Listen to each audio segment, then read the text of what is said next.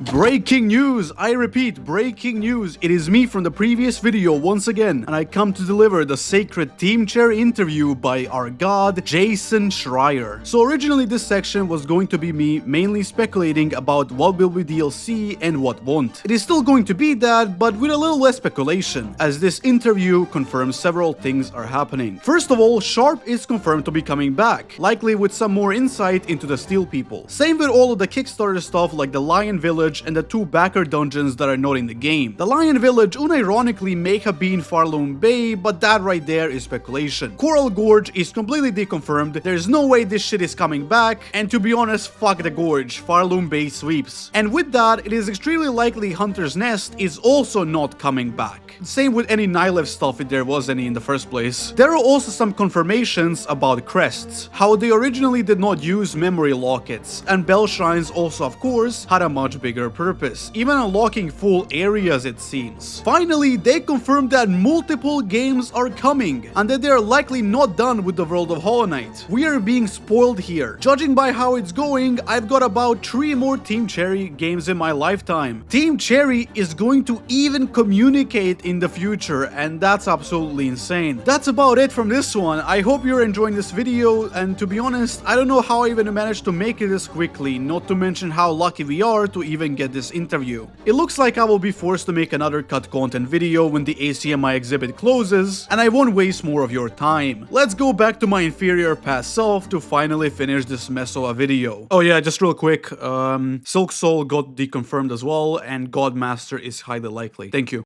On the contrary, Pharloom Bay is currently the most likely DLC candidate. Saying that is a bit wild, considering that no cut content actually made it back into Hollow Knight. But the hints are right there. There are like 4 different hints that this area exists canonically in Pharloom, and it's just inaccessible. It's like Team Cherry themselves are challenging us to find these hints, which we have. Now, when the area does come back, it will likely be heavily reworked to compensate for the fact that we already know so much about it. The sea travel mechanic would very likely be added as well, with many other islands to explore. Maybe the Lifeblood Spire will be there as well, maybe not. And look, I swear to God, if this area is cut for good despite all of these hints, and despite one of the most banger ideas of sea travel I've ever heard in my life, I will be mad at Team Cherry. To the point I may make my own spire and throw it right through their office window. Okay, let's tackle the big boy question. Will Silksong's version of God Home actually be DLC? And to this I have to answer maybe. It is impossible to know. I know for a fact that Team Cherry would not rehash Godseekers, as it feels like their story is kind of over. So if there is a boss rush mode for Silksong, it would likely be done with something new entirely. This in my opinion would also be the last DLC for the game, as it's likely Team Cherry would want to wait to add all of the DLC bosses before tackling something like this, especially since the boss rush was not included on release. There is also an unused third game mode called Gods and Glory, but this one is obviously a leftover from Hollow Knight, as this whole game is just built on top of Hollow Knight. However, the way this mode fits the third slot of the selector is really interesting, making me believe that a third game mode will be DLC as well. Perhaps the Silksong mode that got cut from the game extremely early, or just an equivalent of a Godseeker mode. Who knows, we will see. But what about a potential sequel? Is this the end for Hollow Knight games? Honestly, I don't think so. I think we will see another Hollow Knight game in the future, whether that be before or after this shitty new title called Fearless Fox. I think the ending of Silksong raises more questions than answers honestly, especially with the Steel Soul stuff that is still unresolved. Maybe Lace or Seth find themselves to be the next protagonists, but that is really impossible to tell. It's really interesting looking at all of this cut content and seeing what just could have been, but I think it's important to appreciate the final product as well, which I've kind of disregarded due to the amount of cut content my brain has been consuming lately. I kind of forgot how great of a game this is for what it is. I hope you haven't felt the same way. Remember that the stuff cut is just that, stuff, likely because it wasn't even that good in the first place. Other than the fucking sea travel mechanic, god damn it man. I hope you've enjoyed these Silksong videos and learning about all of this cut content. Checking out the wiki is the best way to stay informed on this stuff, as that is where actual updates are done very often. I don't know if I'll keep making Silksong videos after this. I've kind of burned all of my ideas, but if you got any, let me know in the comments or something. More videos are coming obviously, and as always, consider subscribing, check out my Patreon to support these videos, and have a damn good night.